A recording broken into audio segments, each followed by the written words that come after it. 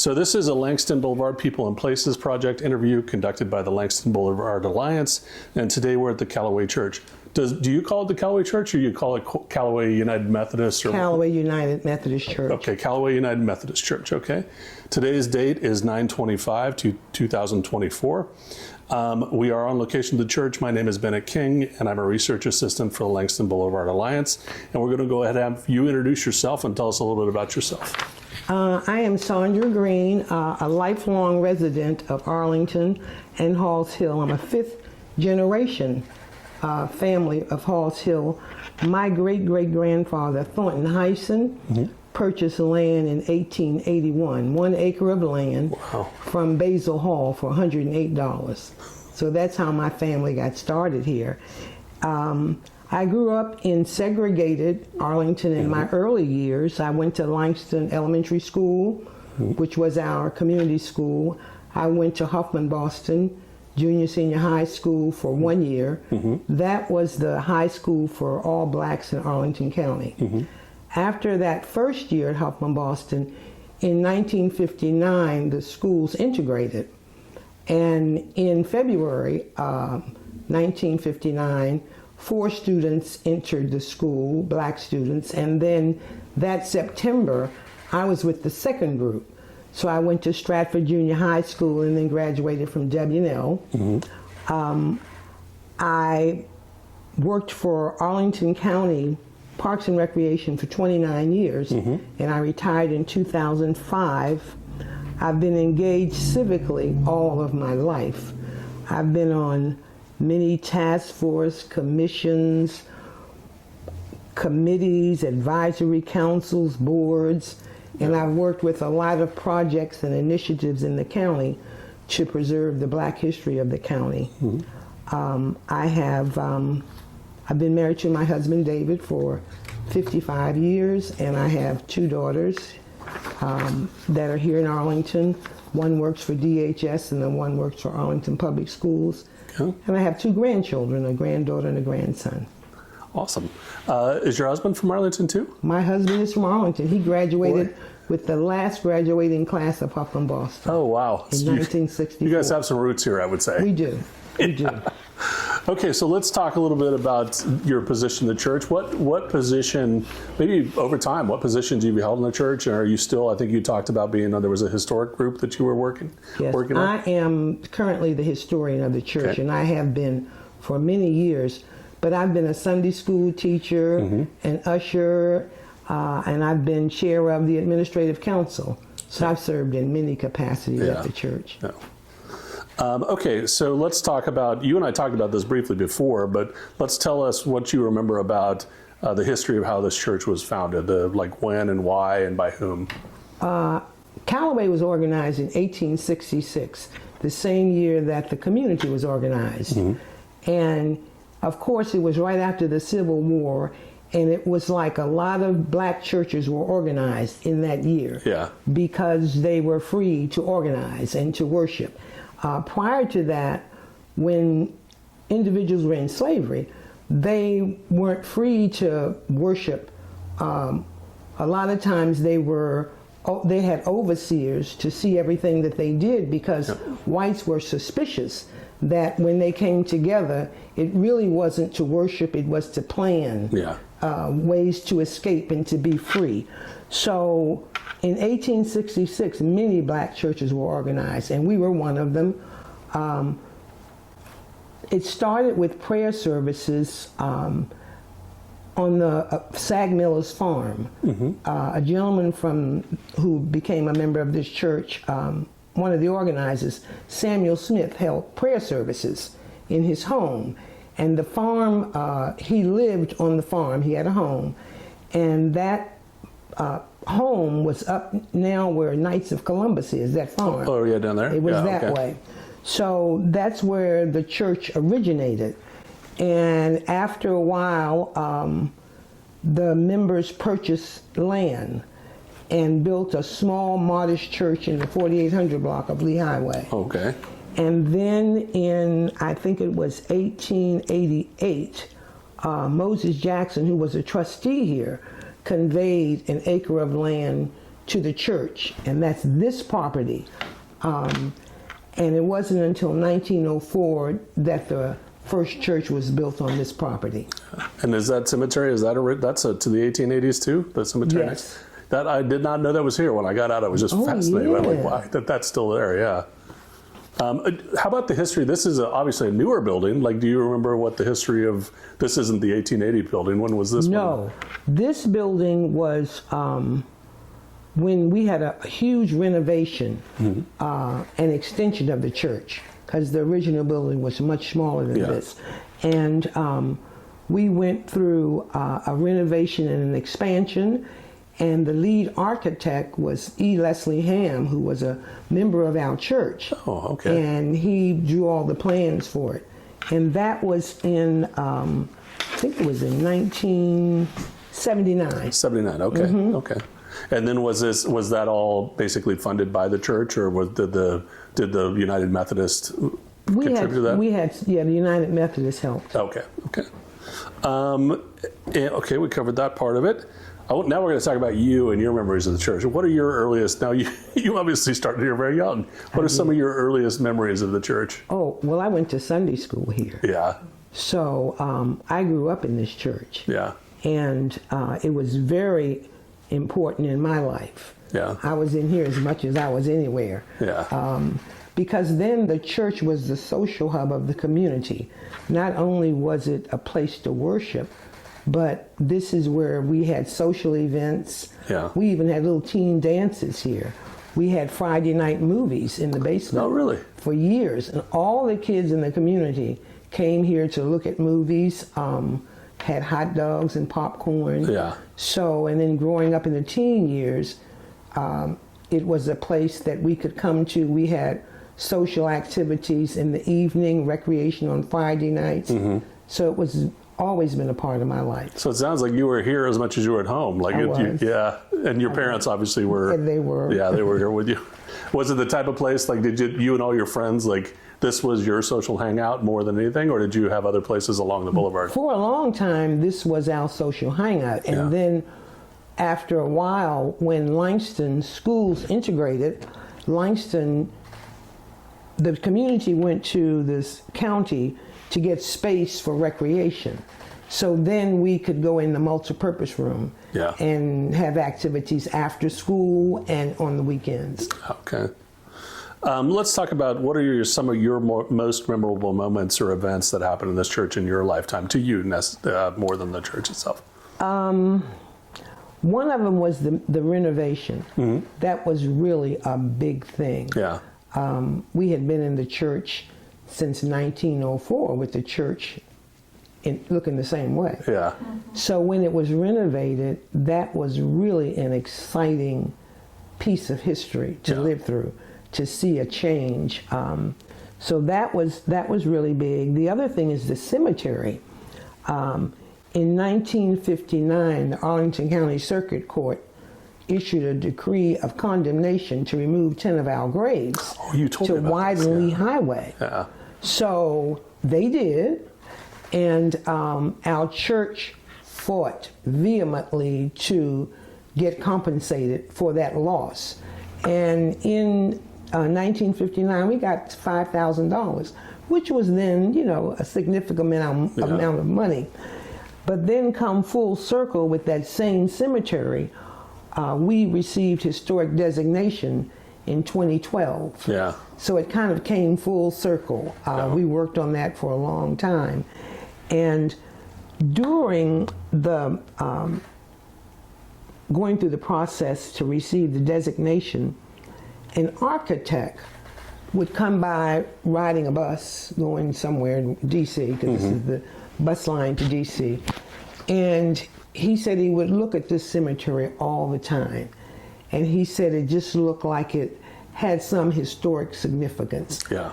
So, and then he would see people out there looking at tombstones, and so when we were in the process of going through the designation, we were meeting with county staff out there, and he saw us. Well, he came up and he asked, what was going on, and we told him, and he said he was an architect, and he asked us if we would be willing to allow him to do a technique called probing, which is a non-invasive way to determine what's in that cemetery. Yeah. Whether or not all the graves are above ground or whether or not some of them are hidden. Yeah. So we looked up what that was all about, and we found out that it was very expensive to have that done. And this man was volunteering. Yeah. So we said, yes. Yes, please. So he did, and he spent a long time. Yeah. And when you would come up, he had what looked to be like a Geiger counter. That's what it looked like. Yeah. Walking through the cemetery. And a lot of interesting things happened during that process. One of our church trustees, Mr. George Jones, who was also our treasurer, was coming to the church like he did on a weekly basis to work with the business of the church, and he saw him in the cemetery. And he asked what he was doing, and he explained to him. And Mr. Jones said to him, well, we've been looking for my father's grave. I know he was buried here because I was there. Yeah. But we can't find it. And he asked him, well, what was your father's name? And he told him, Ors Jones. And he said, I just found your father's grave this morning. Wow. And he took him down to the end of the cemetery, moved the brush over, and his placket was pristine. Still there. Wow. I mean, in good shape. Yeah. And that was in the Post. They put that in the Washington Post. And the county, in getting the all the information, there is 10 years worth of census data on every person buried there. Oh, really? So in the report that we have, we can read 30 years of a person's life in that cemetery. Huh. And it's some interesting stuff. I believe it, yeah. You know, it really is. Yeah. So those are the things that I remember. How about, did you have any family moments here? Marriages, baptisms, that type of stuff? Did you do all that here, or was that? All of our baptisms were here. Mm-hmm. I was not married here. I was married up the road at Calloway United Methodist Church because the church was too small. Oh, because you had a big party, huh? I had a huge party. But all of my family's services were here. Yeah, yeah. So it's been a big part of your family, it sounds like. Part. Yeah. Mm-hmm. Okay, let's talk about, you had mentioned a little bit about how this was really during Jim Crow segregation, this was the center of the community. And so let's talk about what role did this church play, you know, in that kind of pre-civil rights movement time, as it was with the wall up around the neighborhood. This was basically a walled off neighborhood. Right. What role did it play? Well, Calloway was one of two churches that really participated in the movement. Excuse me. You know, at that time it was very dangerous to hold meetings. Mm-hmm. The Nazi Party was stationed right here, had headquarters right here in Arlington. So Calloway and the Unitarian Church were the two churches that hosted meetings. Mm-hmm. And here at Calloway, the Nazi Party stormed in here during one of the organizational meetings, marched up the aisle, sat in the front, and my understanding was nobody was intimidated. Oh, and the meeting you didn't went tell on. me that last time. That's great. Yeah, the meeting went on. But it was really brave for a church to do that. Yeah. So we did that, and we had people in our church who were real active in the civil rights fight. Yeah. Dorothy Ham, of whom Stratford Junior High School was renamed in honor of her. She was real active in the push for integration. My mom, Phyllis Costley, Lillian Brown, and not only did they fight for integration of the schools, but they fought for integration of all the public facilities. And the 4 students that were chosen to integrate Stratford, which ended up being the first students to integrate the schools in the state of Virginia, mm-hmm. 2 of them were members here, Ronald Deskins and Lance Newman. Huh. And Michael Jones and Gloria Thompson were members of Mount Salvation, but Michael is currently, well, he just retired as our church treasurer. So they were all connected to the church. So the civil rights, we played a significant role in it, and we purchased lifetime NAACP membership in the 50s. Oh, wow. Our church So probably one of the first ones, right? Probably. Yeah. Do you remember it, or do you remember the stories of it? Was that happening before the talk of desegregation? Was there already organization to help during, like, pre-civil rights movement? Were they already talking about that in the church, or were meetings happening in the church? Oh, yeah. We had been talking about it in black churches for a long time. Yeah. You know, what people need to understand, what I think is important for people to know, is that black churches were the only place where blacks felt free together and to discuss what they needed to discuss. Yeah. So the churches were that place. So, you know, you separate church and state. Well, there was no such thing when I was growing up, because all important decisions for our community were made in these churches, political and whatever. Yeah. So it sounds like you're making local decisions, national decisions, all the decisions are happening in that church. Yeah. That's really cool. I have not heard that before. It does not surprise me, but I have not heard that before, that became that spot where that happened. Okay, so as there's active civil rights movement, Arlington has a strong history there with the sit-ins.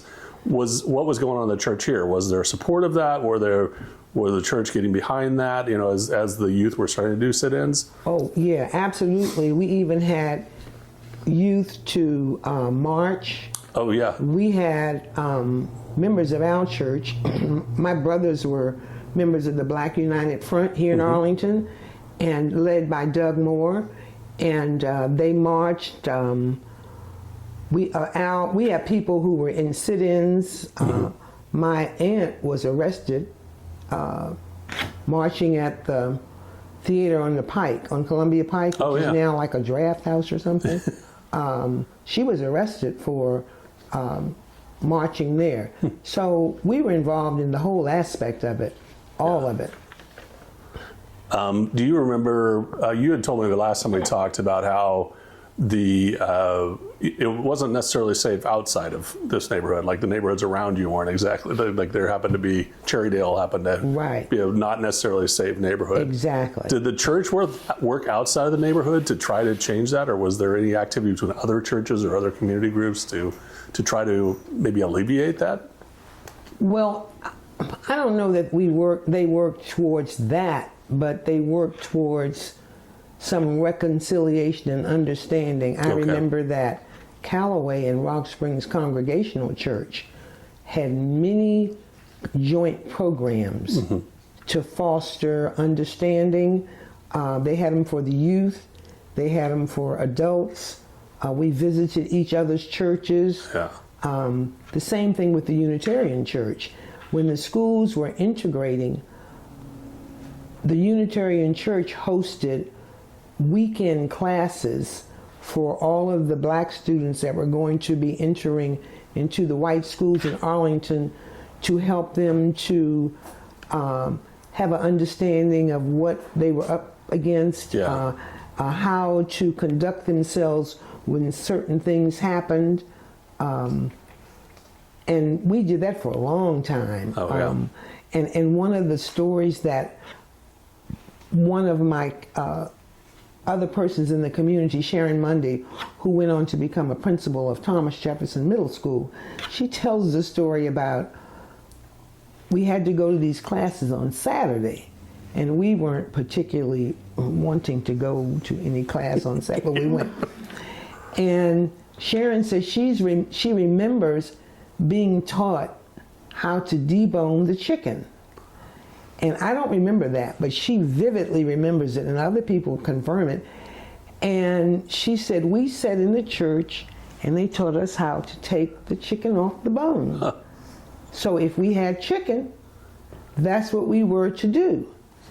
And she said she remembers getting to Stratford and being in the cafeteria and they served chicken. So she said that they started deboning this chicken, meticulously taking the meat off the bone, and they looked around, everybody else was eating their chicken. But she tells that story all the time. That's one of the classes we have. It's interesting. I wonder why. Why would they have taught deboning the chicken just for cooking sake? Well, I guess it was one of those myths that black people eat fried chicken. Oh, I see. That whole thing. Yeah. And they didn't want, they wanted to do whatever. It was just their way of reacting to something real stupid. Okay. Any other memories we haven't talked about? I know you must have many. Any other favorite memories about the church that you wanted to share? Anything we missed on there? No, those are the things that, stick out in my mind. But I would like to tell you this. The gentleman who did the probing of the cemetery, at the end of his work, he determined that we have 48 visible graves, but he probed and found 46 others, and that were underground, and because of erosion and just all kinds of environment, all kinds of things. And he designed a map for us that showed us where each one of those graves were. I think I found it in the archive. I think I saw a picture of it in the archive. You had told me about that cemetery the last time we talked, and I didn't realize, because I hadn't seen it, I couldn't place where it was. I had no idea it was this close to the church, and that the graves that were taken were right there in the front of the church. Like that was right on Lee Highway. Yeah, to see it was very impactful. And when you look at the design, where the sidewalk is out here, there were graves right under that, but they were moved. But people were buried under the sidewalk. So let's talk about changes you've seen. We talked about the physical changes. What changes have you seen over the years in the church? Whether it's the people that come here, the people that are preaching here, any of that stuff. Well, what's different about the church is that the membership is much older now. Yeah. And a lot of the members and people who attend don't live in the community anymore. At one time, everybody lived in this community. Yeah. Now people come from other places. Excuse me, people who used to live here, but they moved away. But they still come back to church. So it's really not a community church in terms of the people who come here. We're still very much involved in the community. We have a much smaller membership than we used to. We don't have a lot of children because all of the older families are older families. The people have died. Yeah. Their families have moved away. A lot of people left Arlington, the young black people, and bought homes in Maryland at one time. A lot of them moved because Arlington was just too expensive. Yeah. So it's very different, and our community is very different now. Yeah, we've heard that from a lot of people. Absolutely different. Yeah. I mean, it used to be, I would suspect, almost 100% black, and now we're only a small percentage. Yeah. We're nowhere near the majority in Halls Hill anymore. We were talking to Jim Moore yesterday, and he actually said that regardless of white, black, or anything, you've lost the contact with your neighbor in the community. Oh, yeah. So he said that's one of the big detriments is you just don't know who your neighbor is anymore. You don't spend time with them anymore. Yeah. And the neighborhood's just different. But we try to have traditions. We try to hold on to our traditions. We still have the turkey bowl. She wants to come take pictures. You need to come. She wants, Just all you have to do is come on Thanksgiving morning. Plenty of people. Jim told us about it yesterday, and we're like, what? We want to come to turkey bowl. It's like 300 and 400 people. Wow. Everybody who ever lived and still living comes back for the turkey bowl. So we still have that as a tradition. We still have gospel in the parks. Oh, okay. I didn't know you did that. So, excuse me. That's 1 week in August. Is that the park right up here? Yeah. So those are traditions that we've held on to. Yeah. So you've had some people move away. You've still got community here. What role does this, like, what does this symbolize to both the people here and maybe the people who moved away? What role or symbol does this church mean to them? What kind of symbol is this to the community? Well, Calloway is very significant in the community and in the county. Well respected. People from Calloway have gone on to do many great things for the county. Have participated civically and paid our dues in the county and continue to be active. We're involved when we need to be involved. Calloway is involved. Yeah. And we have connections with other churches. Our current pastor is the president of the black clergy in Arlington County, and we have engaged with other churches. A couple of years ago, we did what was called the Courageous Conversation on Racism with Rock Springs, where we actually had dialogue about racism. And so we do those kind of things. We extend help to the needy. We have a food pantry outside that we stock, and people come and get food. Yeah. If there's any political issue that we need to weigh in on, we do. Yeah. So we're still very active.